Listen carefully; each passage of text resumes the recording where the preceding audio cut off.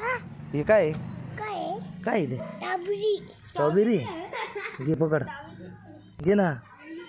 कोण दिली कोणी दिली कोण दिली कोणी दिली तुला कोण दिली?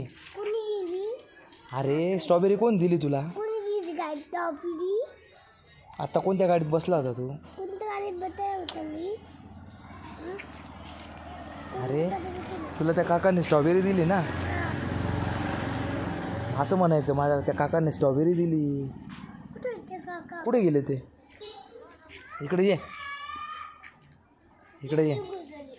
कुठे गेले? काय आहे ते?